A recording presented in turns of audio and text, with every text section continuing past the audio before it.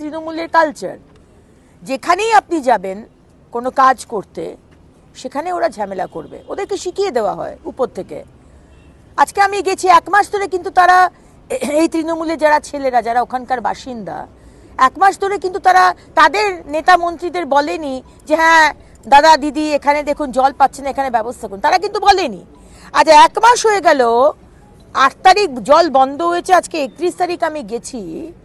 আজকে আমাকে তারা চিৎকার চেঁচামেচি, গাড়ির বনেট চাপড়ানো, আমার কার্যকর্তাদের চিৎকার চেঁচামেচি করে কথা বলা, কিসের জন্য? আপনারা কাজটা করেননি কেন? জলটা দিচ্ছে কর্পোরেশন কার? তৃণমূলের। তাহলে আপনারা তৃণমূল থেকে, তৃণমূলের যারা কর্মী, আপনারা কেন কর্পোরেশনকে বলছেন না জল দিতে? আপনারা আমাকে বলছেন আমি রাজনীতি করতে গেছি, আমি তো গেছি জল দিতে, আমার তো যাওয়ার দরকার পড়তো না যদি আপনারা জলটা ব্যবস্থা করতেন।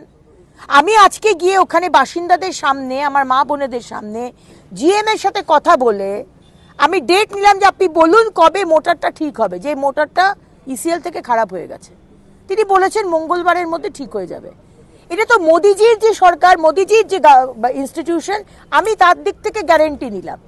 কিন্তু যারা আজকে হেনস্থা করছিল, তারা যে টিএমসির লোক যারা, তারা তাহলে কমিট করুক যে সরকার থেকে 3 বেলা করে জল কবে দেওয়া হবে। আপনি কাজও করবেন না, আর আমার মতো মানুষ যদি কেউ কাজ করতে যায় আপনি তাকে বাধা দেবেন যাতে আমি কাজটা না করতে পারি। কেন বাধা দেওয়া হচ্ছে? কারণ বলতে পারেন। কারণ আমি যদি কাজটা করে নিই, মোদিজির গুণগান হবে, মোদিজির জয় জয়কার হবে।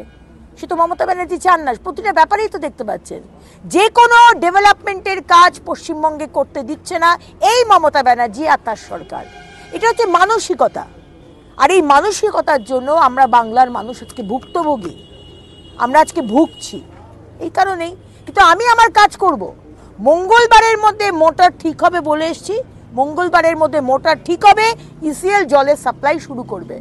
এবার সরকার, আসানসোল কর্পোরেশন, জামুরিয়ার বড় অফিস কবে জল দেবে এবিপিটের মানুষকে, সেটা তারাই বলতে পারবে।